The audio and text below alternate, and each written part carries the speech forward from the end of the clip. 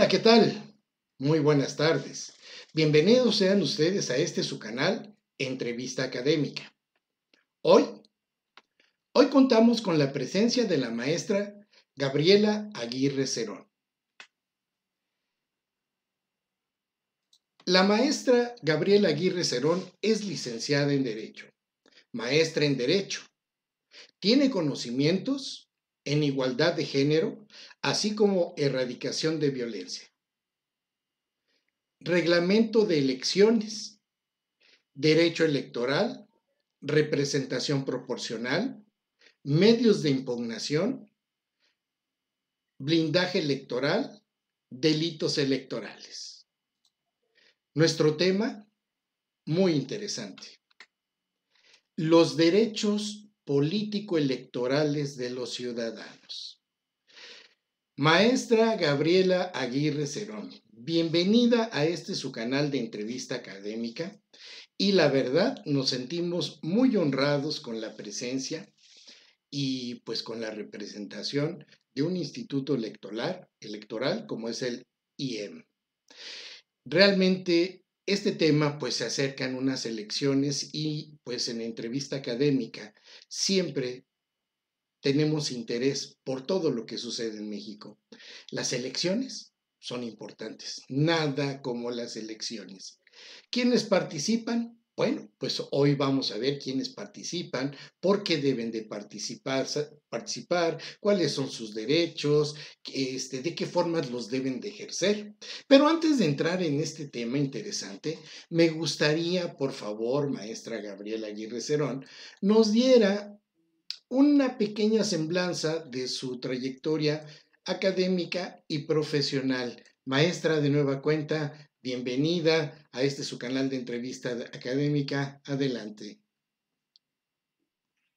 Muchas gracias, muchas gracias. Buenas tardes a todos y a todas. Gracias, maestro Ricardo, por la amable invitación a tu espacio académico. La verdad es que es un gusto poder platicar contigo y tu audiencia, pues para dar el acercamiento precisamente, como bien mencionas, a un tema muy interesante. Bueno, pues rápidamente una breve semblanza, pues como bien lo mencionabas, soy licenciada en Derecho y también concluí la maestría en Derecho. Además de esto, pues sí, me he especializado en el derecho electoral con diversos cursos en el Instituto Electoral del Estado de México, donde actualmente laboro, en el Instituto Nacional Electoral y en el Tribunal Electoral del Poder Judicial de la Federación. Pero fuera de esto, la verdad es que lo más importante es que he vivido muy de cerca los procesos electorales, participando desde 2005 a la fecha en cada uno de ellos en diversos cargos. Actualmente me desempeño como vocal de capacitación de la Junta Distrital Electoral número 18, con cabecera en Tlalnepantla de Vaz del Instituto Electoral del Estado de México. Y la verdad es que para mí es un reto y un verdadero gusto realizar este tipo de acciones para la promoción de la participación ciudadana y para el ejercicio, sobre todo, del voto libre y razonado. Y bueno, pues así poder incrementar el conocimiento de la ciudadanía sobre sus derechos político-electorales y la importancia de su ejercicio. Muchas Muy, gracias. muy bien, mi querida maestra Gabriela Aguirre Cerón. La verdad es que es un tema de interés general. Realmente debemos de estar involucrados todos aquellos para decidir la ruta que debe de seguir nuestro país. Hoy, hoy no vamos a hablar de partidos políticos. Hoy vamos a hablar de la estructura del instituto y de las personas. Para empezar, maestra Aguirre, ¿cuándo serán las próximas elecciones? Perfecto, es muy importante saber efectivamente la fecha. El proceso electoral actual, su jornada electoral se va a celebrar el día 6 de junio, que es el día domingo. Aquí es bien importante aclarar que este día se va a renovar la diputación, las diputaciones locales. Ahorita actualmente, bueno, en la entidad que estamos, el Estado de México, se va a renovar todas las diputaciones locales y los miembros de los ayuntamientos. Pero esta elección es muy importante, déjame comentarte, porque es concurrente con la elección federal. Es decir, que además de estas elecciones locales, se van a llevar al mismo tiempo las elecciones nacionales. Es decir, se va a renovar las diputaciones a nivel federal. Por tanto, pues realmente se habla de una elección histórica porque aparte todas las entidades en la República Mexicana van a tener esta renovación junto y concurrente con la renovación de las diputaciones federales. Ok, si hablamos, por ejemplo, de elecciones, se van a renovar diputaciones locales y presidentes municipales, de acuerdo a lo que nos acabas de comentar, maestra. Eso no sucede que también se converja con la elección federal, al menos cada 6 años. Bueno, pues por ejemplo, el proceso anterior también fue concurrente porque tuvimos también la renovación de las senadurías, igualmente de los diputados federales y del presidente de la República. Y también a nivel local se renovaron precisamente de igual forma los diputados, las diputaciones locales. Entonces, ahorita sí se está manejando que sea concurrente precisamente para poner una casilla única en el día de la jornada electoral. Esto hace, pues, obviamente que se eficientar más bien los procedimientos y que los ciudadanos no tengan la confusión de a qué casilla ir a votar. Anteriormente se manejaban casillas separadas para cada organismo estatal y para el organismo nacional. Pero ahorita se pretende precisamente que sea una concurrencia para que se haga una casilla única y evitar esta confusión en la ciudadanía. Ok, maestra Aguirre. Bueno, entonces déjame, ya me dijiste que va a ser los primeros días de junio, exactamente el día 6 de junio. 6 de junio. Entonces, Así ese es. día vamos a ir a votar. Pero, ¿cómo lo hacemos? Porque habrá personas que lo hagan por primera ocasión. Tenemos un padrón de muchos jóvenes que acaban de recibir por primera ocasión su credencial para votar o la famosa INE. ¿Podrías explicarnos un poco el proceso de cómo debe de llegar un joven que nunca ha votado? ¿Qué es lo que se va a encontrar? ¿Cómo se va a encontrar? ¿Qué es lo que debe de hacer? ¿Con quién debe de dirigirse? ¿A quién no debe de dirigirse? Pues danos, por favor, una pequeña semblanza de lo que va a tener que hacer ese día ese joven. Perfecto. Bueno, pues es muy importante si este joven, como tú mencionas, va a ejercer su derecho político electoral, precisamente abundando del tema, va a ejercer su derecho político electoral de realizar su voto. Primeramente lo que debe de hacer, y es lo que precisamente nosotros estamos dando a conocer en la estrategia de participación ciudadana, es que sea un voto libre y razonado. Es decir, lo que debe de hacer primero es investigar los candidatos, las candidatas que se encuentran en su entidad, en su localidad, ya sea local o a nivel federal, como te comento, las elecciones son concurrentes, para conocer cuál es la propuesta, en qué va a beneficiar a su comunidad, cómo él puede incluso participar dentro de esta decisión, de estas decisiones que se van a llevar a cabo. Entonces, primeramente creo que lo más importante es dar ese estudio previo para el día de la elección, como bien mencionas, presentarse ante su casilla con la intención de ejercerlo totalmente libre y razonado su voto. Ahora bien, antes de eso, de ir a la casilla, tendrá primero que informarse. La mayoría de los ciudadanos no conocemos de cómo se estructura nuestra credencial de elector. En nuestra misma credencial de elector viene una sección electoral. ¿Esto qué significa? Esta sección es parte de la entidad donde vive. Esto quiere decir que él corresponde, que su domicilio le corresponde a una sección, un seccionamiento, que no es más que la integración de un número determinado de habitantes. Ahora, ya que conoce su número de sección en esa credencial de elector, entonces lo que deben de hacer todos los jóvenes y en general la ciudadanía es buscar dónde se va a ubicar su casilla.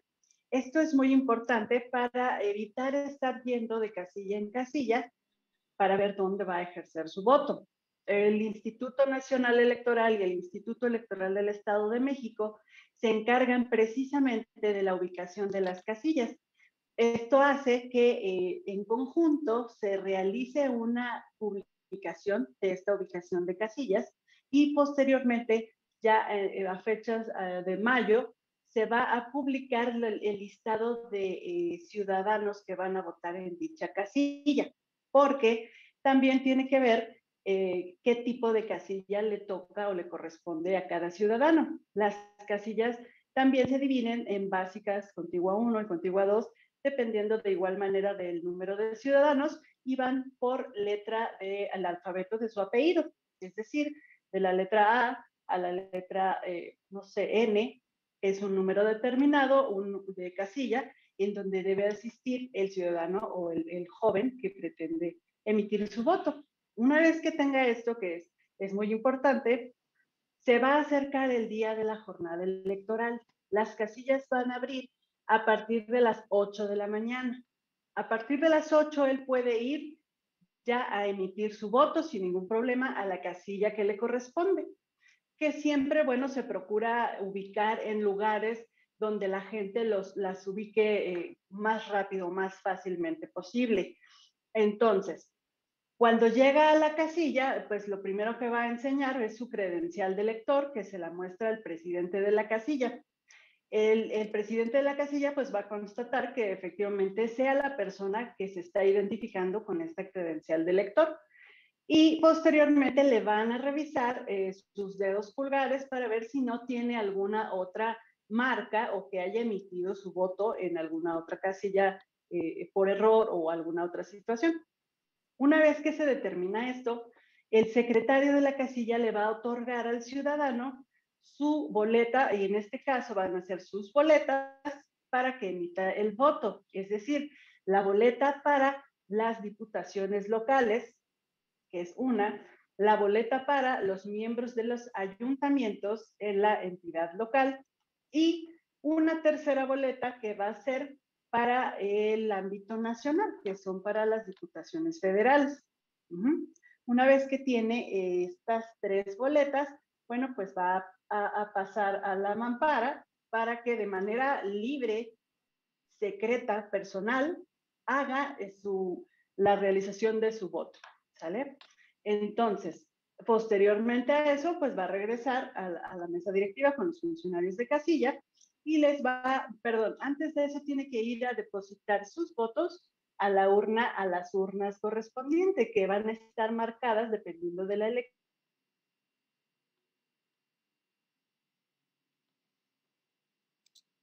federales. Una vez que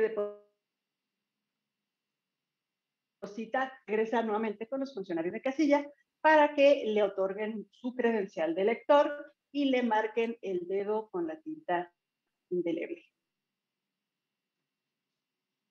Todo esto de la emergencia sanitaria que vivimos, pues se va a implementar un protocolo de sanidad muy importante. Esto es importante recalcar porque queremos que la ciudadanía esté confiada de que se va a velar en todo momento por su seguridad de salud en cuestión de protección sanitaria.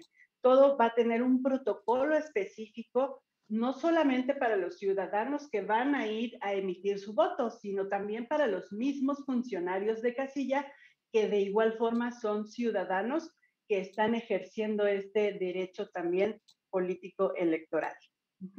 También, antes de finalizar, es muy importante que, como te comentaba desde un principio, tienen que informarse cuáles son las coaliciones que están formando los partidos políticos en cada entidad, ya que son diferentes a las de la entidad local que las de las nacionales. Por tanto, te comento que lo más importante pues es precisamente informarse y razonar el voto que vamos a ejercer.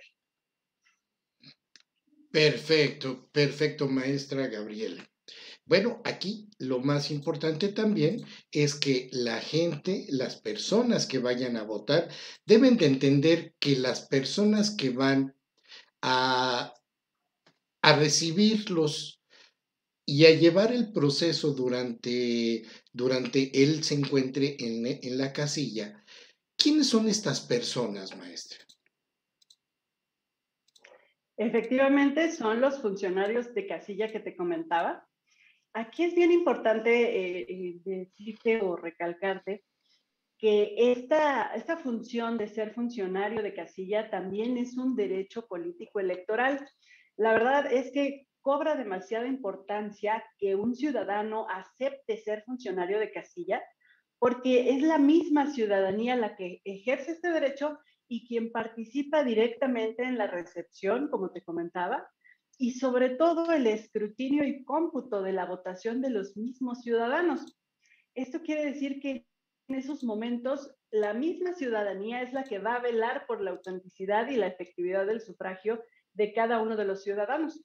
Por lo tanto, estamos hablando que la misma ciudadanía en el ejercicio de este derecho es quien da la certeza a la jornada electoral.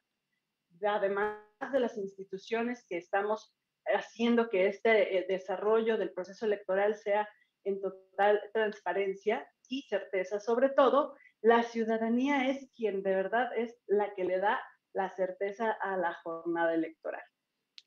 Ok, una pregunta más. Nos decías que va a estar abierta desde las 8 de la mañana. ¿Y cuál es el cierre? A las 6 de la tarde. En caso, solamente en caso de que toda la ciudadanía haya ido a votar de esa casilla, la que corresponde a esa casilla, se cerrará antes, obviamente porque se agotaron las boletas electorales. Pero, pues realmente el cierre de la casilla es a las 6 de la tarde. Ojalá que pase eso en estas elecciones, que se acaben las boletas y se pueda cerrar antes la casilla. Maestra, en este caso, el presidente y el secretario de la casilla van a tener una lista que incluye el padrón de todo ese distrito. ¿Vienen con fotos todavía esas listas? La lista nominal. Bueno, anteriormente, sí, bueno, siempre ha venido con la foto precisamente para pues dar esa, consultar con su credencial de lector que nos otorgan con la que está inscrita en la lista nominal. Ok, bueno, entonces ya sabemos que todos los jóvenes van a llegar y se van a presentar con el presidente de la casilla. Muy bien explicado rápidamente el proceso. Yo tengo otras preguntas que me gustaría realizarte. La primera sería, ¿qué es el IEM? ¿Nos podrías decir de quién depende, qué presupuesto ocupa, quiénes son los que trabajan ahí, cómo se postulan para trabajar ahí? Por favor, maestra. Muy bien. Bueno, a grandes rasgos, el IEM, como bien lo mencionas, es el Instituto Electoral del Estado de México. Es un organismo público local, es autónomo e independiente en sus decisiones. Precisamente es el responsable de la organización, desarrollo y vigilancia de los procesos electorales para las elecciones locales, pero las elecciones locales pues tienen la de gobernador del estado, diputados a la legislatura del estado y miembros de los ayuntamientos. Entonces, el Instituto Electoral del Estado de México es quien lleva esta organización y vigilancia sobre todo de las elecciones locales. Ahora bien, bueno, en cuanto a cómo llegan, no sé si te refieras al órgano máximo, que es el Consejo General del Instituto Electoral del Estado de México. Bueno. Sí, bueno, aquí yo pues sí, diría, efectivamente. a ver, ¿cómo es que tú trabajas ahí? ¿Por qué entraste a trabajar? ¿O cuál fue el procedimiento para que tú entraras a trabajar ahí? Ok, muy bien. Bueno, como todo esto es un servicio electoral público sobre todo, y precisamente se prevé una ciudadanización y una profesionalización para todas las personas que trabajamos en el Instituto Electoral, se hace mediante una convocatoria pública. Nosotros como vocales o aspirantes a vocales en su momento, Nos registramos en una convocatoria pública que en este caso pues fue en diciembre del año 2020 que salió, y cumplimos con todo un procedimiento y requisitos respectivos para poder aspirar a una vocalía. Pues realmente el procedimiento pues consta de un examen y de una entrevista y sobre todo de un análisis en cuanto a la formación académica y la experiencia profesional.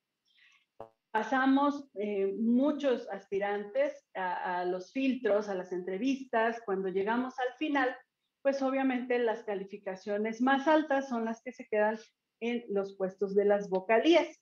Ahora bien, aquí es importante mencionar que el IEM, como todos los demás organismos, toman en cuenta ya la paridad de género.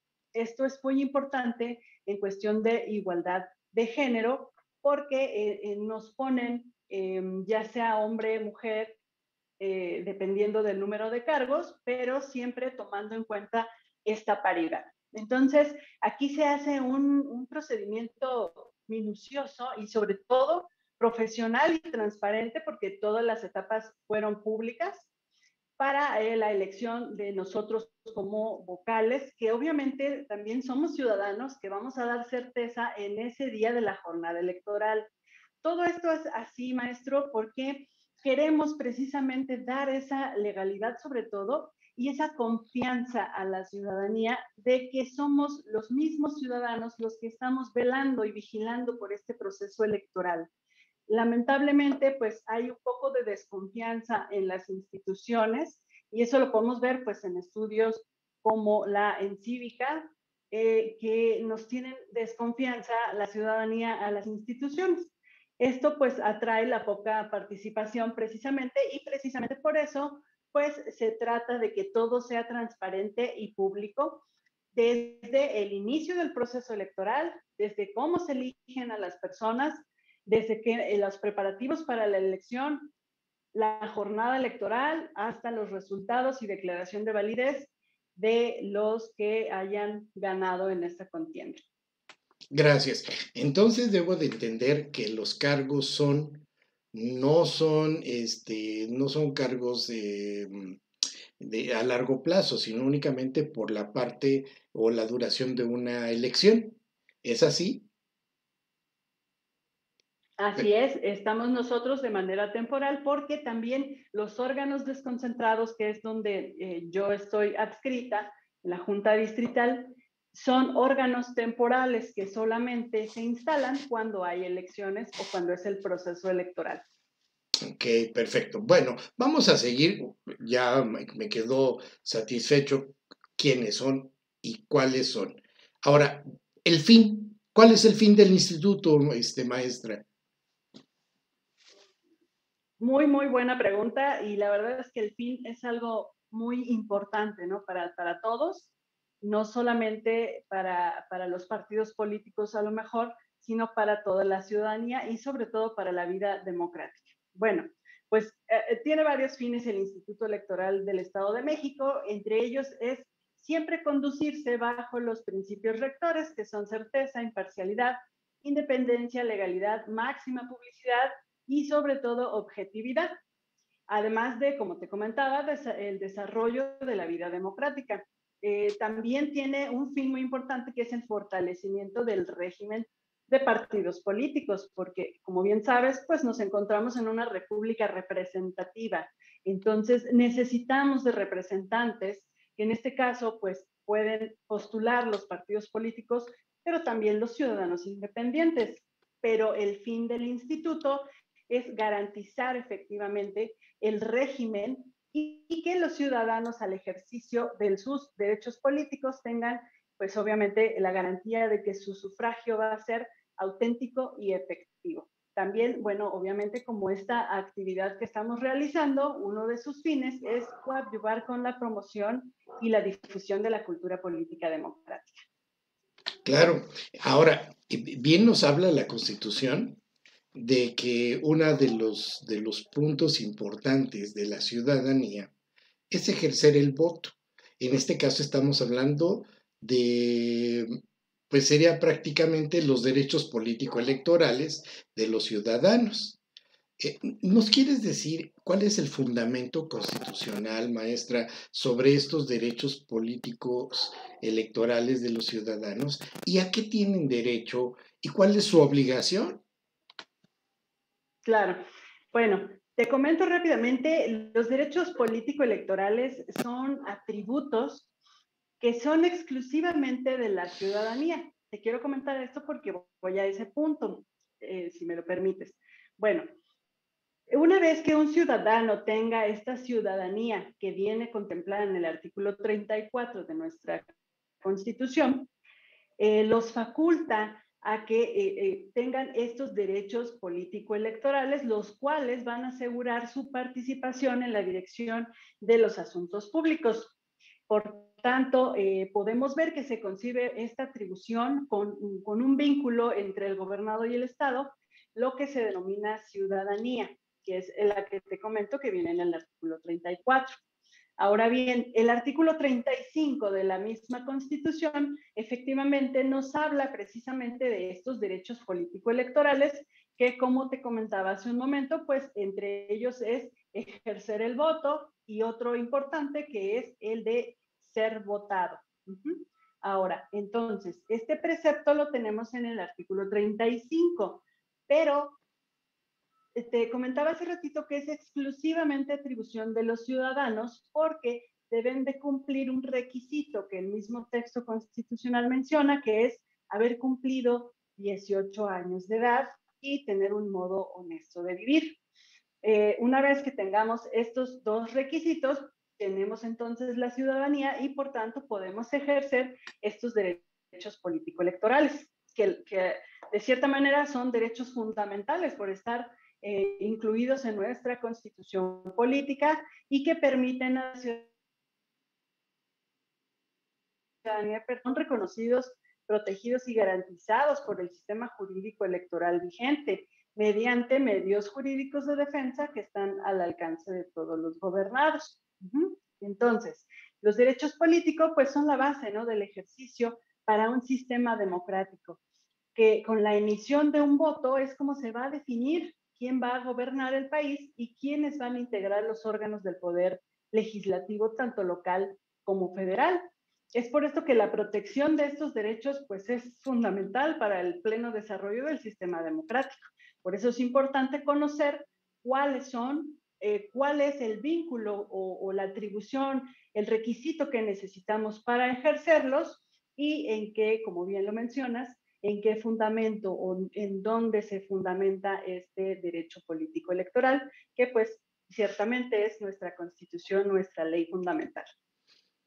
Maestra Aguirre, ya el derecho al voto o a ser votado, a ejercer el voto, ya está considerado como un derecho humano, forma parte del derecho, de los derechos fundamentales, porque sí, si bien es cierto, vivimos en una república y la organización es democrática también, entonces la forma de elección es democrática, pero eso me gustaría preguntarte a ti, tú que eres experta en esto, ¿no dista mucho de un derecho humano o sí debe de ser contemplado? Bueno, pues mira, el tema de derechos humanos, la verdad es que es algo muy importante, ya cobra demasiada importancia en la actualidad. Tú bien sabes que en materia de derecho, pues en todas las materias, incluso los derechos humanos han cobrado mucha importancia a partir de la reforma constitucional de 2011. Esto lo traigo al tema porque a partir de esas reformas que obviamente pues dignifican a la persona y le dan libertad e igualdad frente al Estado, esto hace que estos derechos humanos también, más bien, que los derechos político-electorales sean derechos humanos. ¿Por qué? Porque son inherentes a la naturaleza humana.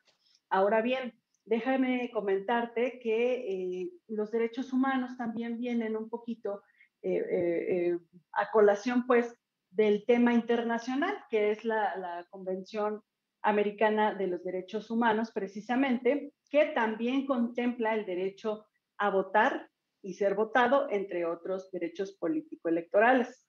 Entonces, Esta convención se tiene que traer a nuestro sistema político electoral, a nuestro sistema de justicia incluso también, para que se vele y se dé el principio pro persona precisamente en sus derechos en este aspecto político electorales.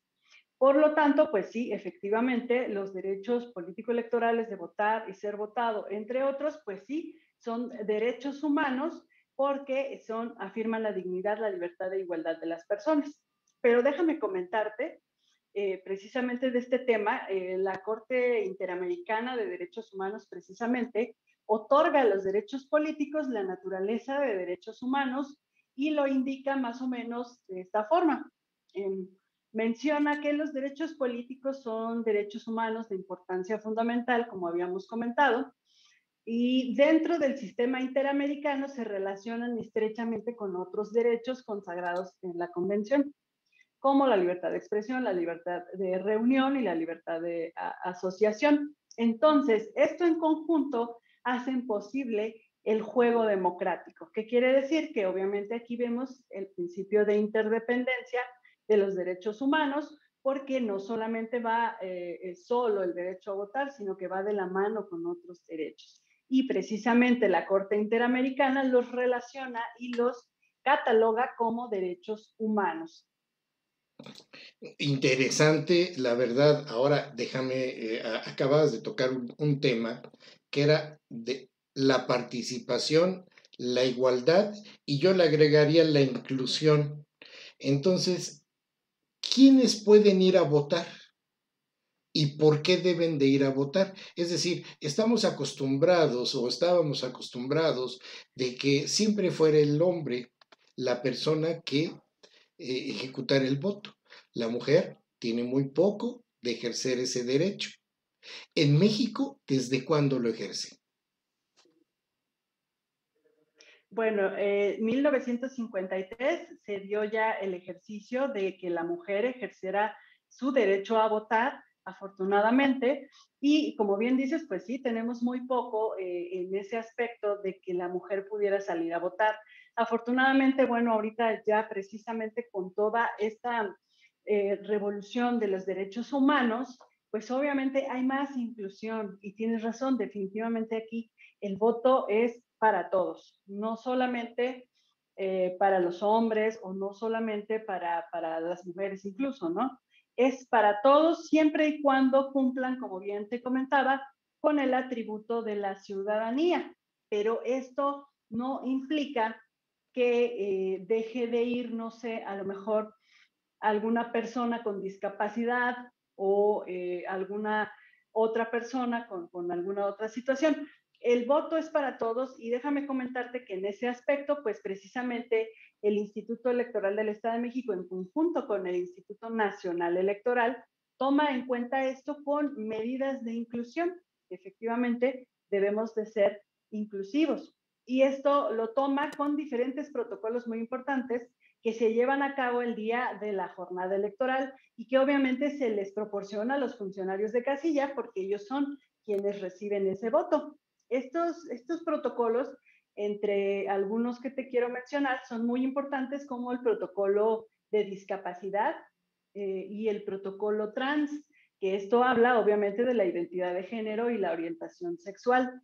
Aquí se trata de dar igualdad, acompañamiento y orientación a todas estas personas para que ejerzan su voto de manera libre, sin presión, sin ningún problema, de que está abierta totalmente la casilla para que ellos ejerzan su voto sin problema alguno. Bien, te voy a poner un poquito en tela de juicio ahorita con estos comentarios que te voy a hacer, pero son importantes para mí y creo que es lo que yo he visto a través del tiempo. Hablabas de las inclusiones de las personas discapacitadas. Generalmente se ponen o se instalan las casillas en lugares de difícil acceso para estas personas. Hoy me queda una experiencia muy grata porque en la parte de la vacunación llegué a ver en municipios y en la Ciudad de México que ya están preparados con sillas de ruedas para recibir a esas personas, digámoslo así, a lo mejor no son discapacitadas, pero sí son de la tercera edad. Entonces, y también por otro lado, por aquellas que no podían moverse, iba una ambulancia por ellas para que pudieran ser vacunadas. Esa experiencia me quedó del día de hoy, ¿eh? O sea, digo, no quiero, y ya probablemente a lo mejor estoy adelantándome o estoy siendo un poquito más para el futuro, pero lo que sí me queda es por qué siempre escogen lugares o muchos de los lugares son de difícil acceso para esos discapacitados. Yo creo que habría que hacer una revaloración de los lugares donde están yendo a votar y bueno, esa sería una sugerencia, o a lo mejor ya lo tienen contemplado, Gabriela, y a lo mejor me estarás explicando que si está o no está. Porque, ok, vamos a incluir a los discapacitados, pero no tenemos forma de subirlos a que ejerzan su voto. O, ¿tú qué me puedes decir? Y regreso con los trans. Muy bien. Bueno, mira, la verdad es que siempre se va a privilegiar los lugares o los espacios públicos que, como te comentaba hace un momento, sean conocidos por la ciudadanía, precisamente para que tengan conocimiento más certero de dónde se va a ubicar. Pero aquí dependemos mucho, o en este caso es el Instituto Nacional Electoral el que lleva esta actividad en conjunto con nosotros, pero aquí dependemos mucho de qué lugares nos están prestando para la ubicación de casillas. Como te comento, todo es cuestión ciudadana, es decir, se piden y se privilegian también los lugares, espacios públicos como escuelas o edificios públicos, pero pues muchas veces, y más ahorita en este tiempo de pandemia, las escuelas, pues algunas están cerradas, ¿no? Entonces no ha sido posible contactar este tipo de escuelas, que regularmente las escuelas es donde tienen los accesos más rápidos, rampas, etcétera. Pero en dado caso de que no se pueda conseguir este tipo de lugares, pues se va a las casas particulares o incluso a la vía pública para poder instalar la casilla. Siempre se va a prevenir que haya el acceso precisamente para las personas con discapacidad. Nos ha tocado escuelas que tienen en los escalones, no tienen ninguna rampa, pero en este caso el equipamiento que se debe hacer a la casilla, desde el momento en que se está pidiendo esta aprobación o esta autorización, anuencia se le llama, para que nos presten ese lugar para casilla, desde ese momento se va previendo cuál es el equipamiento que se va a necesitar para precisamente privilegiar el acceso a todas las personas.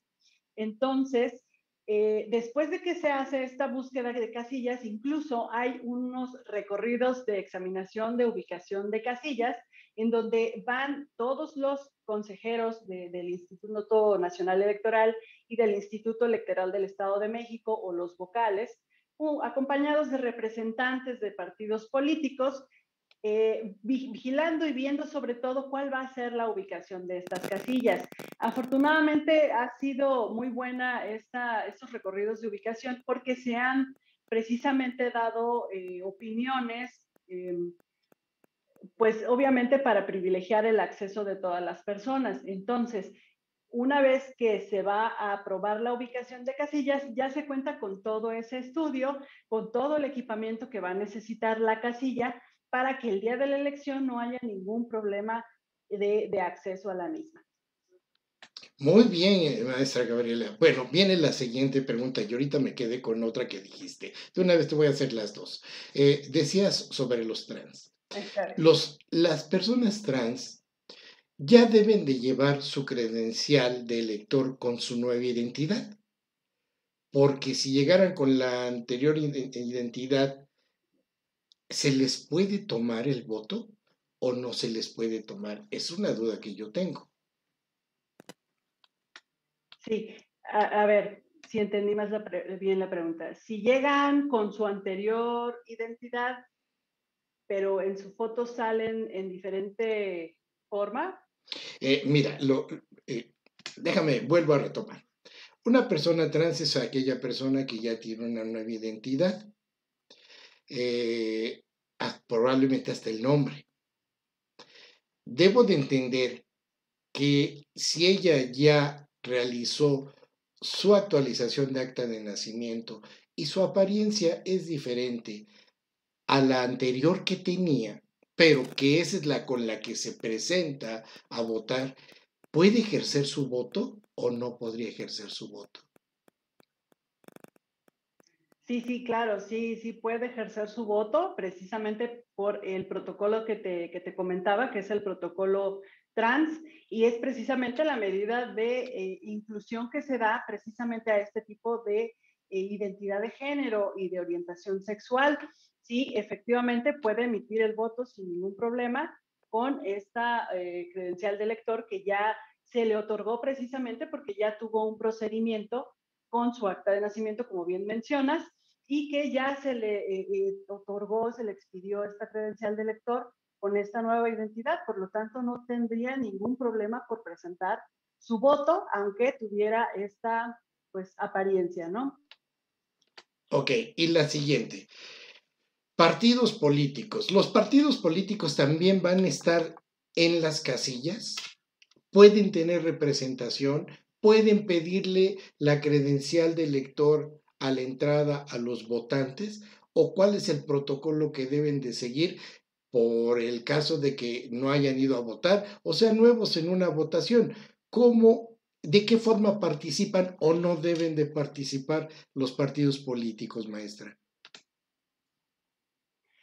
Claro, claro que deben de participar, pueden participar, es un derecho de los partidos políticos precisamente de tener representantes en cada una de las casillas que se van a instalar el próximo domingo 6 de junio en la jornada electoral. Te comento, precisamente los partidos políticos o las representaciones que hay en cada una de las casillas también son quienes van a dar certeza y van a vigilar los procedimientos que se llevan a cabo en esta mesa directiva de casilla.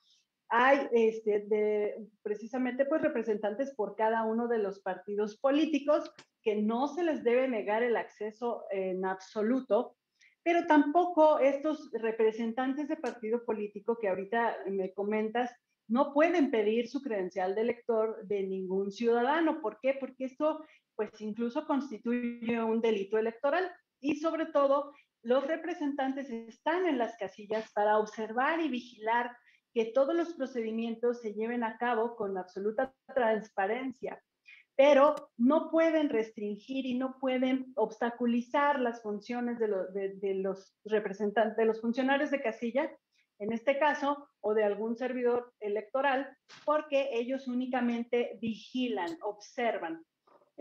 También tienen el derecho de presentar algún escrito de protesta o algún escrito de incidente en caso de que vean pues alguna situación que no les agrade o alguna situación que vean de los funcionarios mismos de casilla o de alguna persona externa. Los representantes de partido tienen ese derecho, pueden interponer estos escritos de incidentes y escritos de protesta ante el presidente de la mesa directiva de casilla, pues precisamente para dar a conocer que hubo ciertos incidentes o detalles que se llevaron a cabo en el procedimiento o en la jornada electoral.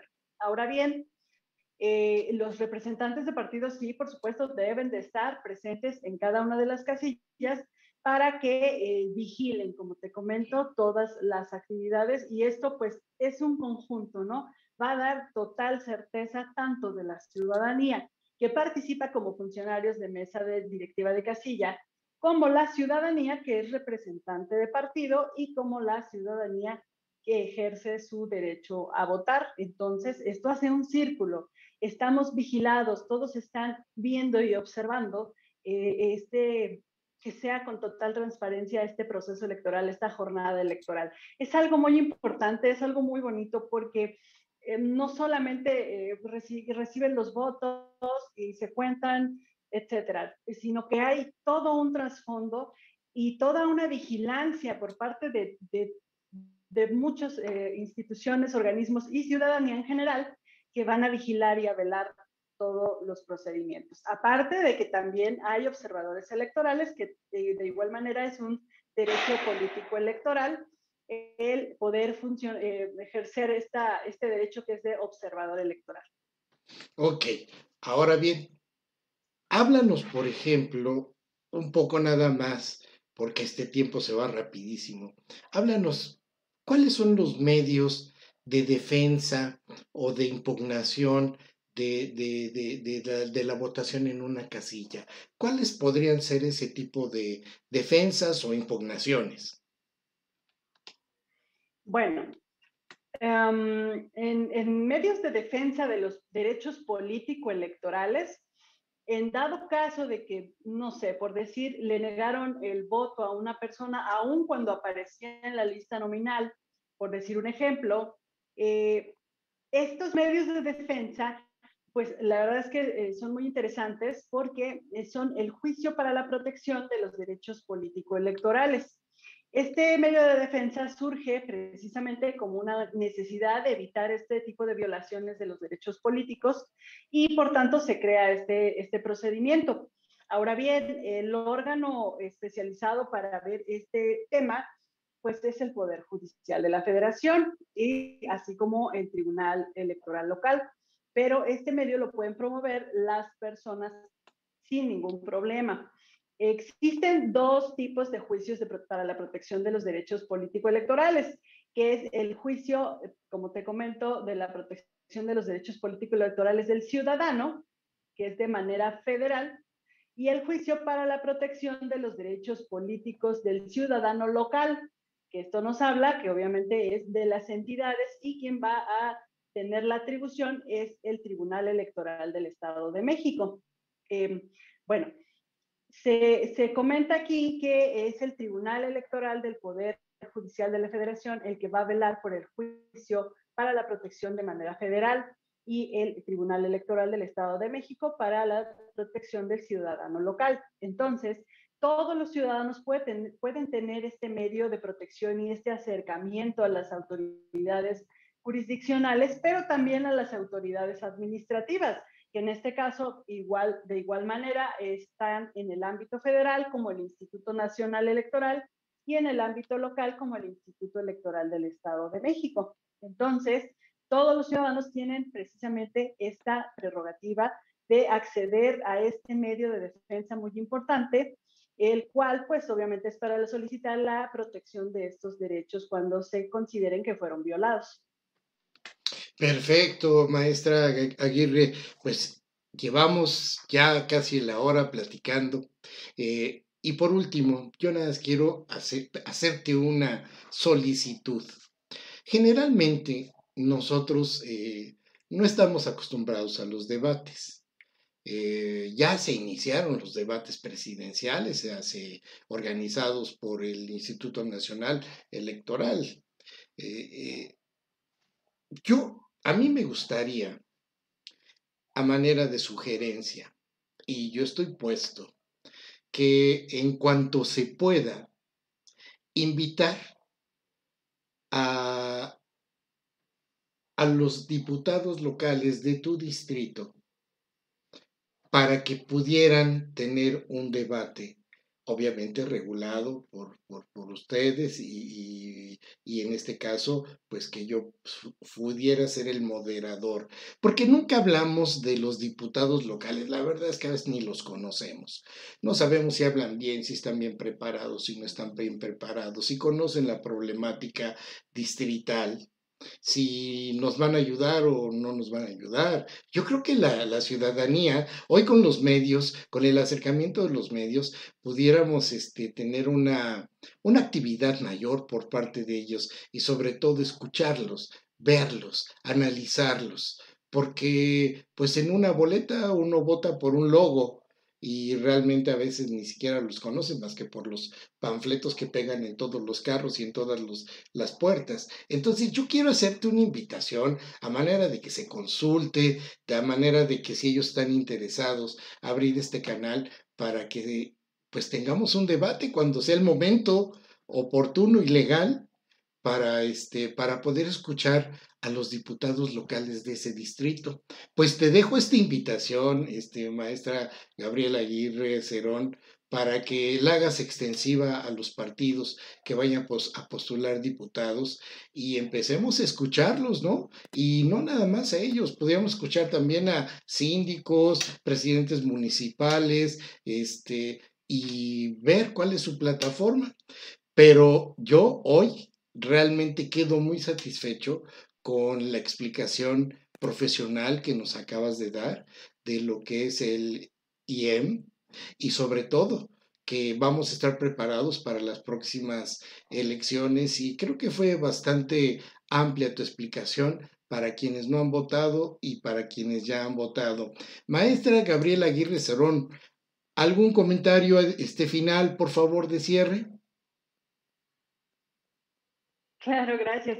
Bueno, pues queda abierta esa convocatoria, esa invitación que realizas amablemente, porque efectivamente llevamos a cabo debates, pero pues esto depende mucho de los candidatos que acepten este tipo de debates, obviamente con un procedimiento en específico, pero dependemos precisamente que exista por lo menos 2 participantes en el debate. Entonces, ya lanzamos la invitación, nada más es cuestión de verificar el registro de candidatos y vemos cuál es la posibilidad de que sean invitados. Ahora, rápidamente quiero hacer una reflexión porque es importante que la ciudadanía conozca pues que hay acciones que son encaminadas a reforzar estos derechos político-electorales y su vinculación con la participación ciudadana. Rápidamente de todo lo que comentamos, pues una de ellas es votar efectivamente de manera libre y razonada cada vez que haya elecciones. Otra es involucrarse en los asuntos de tu misma colonia para mejorar algo en particular, que es muy importante, no solamente votar en las elecciones, sino ejercer e involucrarse en su misma entidad, en su misma colonia. Otra acción que pudiera también generar cambios en la participación ciudadana es aceptar ser funcionario de mesa directiva de casilla, porque la verdad es que es la ciudadanía, te reitero, quien le va a dar certeza a esta jornada electoral y pues participar como ellos gusten, ya sea como observadores electorales o incluso pasando la información a sus mismos vecinos, es una manera de estar participando. Por eso, en el Instituto Electoral del Estado de México, nosotros queremos reforzar y dar a conocer esta participación que es muy importante para la ciudadanía porque son asuntos públicos y que dependemos y debemos de darle vista, ya que pues vivimos en una sociedad. Muchísimas gracias, maestro Ricardo, por la invitación. Te agradezco mucho este espacio para acercarnos un poquito con la ciudadanía en tu espacio, tus seguidores, y gracias de verdad por esta oportunidad. Bueno, no hay que agradecer nada. Yo creo que una sociedad bien informada, una sociedad participativa es lo que requerimos. Yo creo que eso es lo más importante y pues también entrevista académica cumple con una labor social y esa labor social pues es para el propio país. Entonces, pues amigos de entrevista académica, los invitamos a votar la preferencia que ustedes quieran. El voto, como lo dijo la maestra, debe de ser razonado.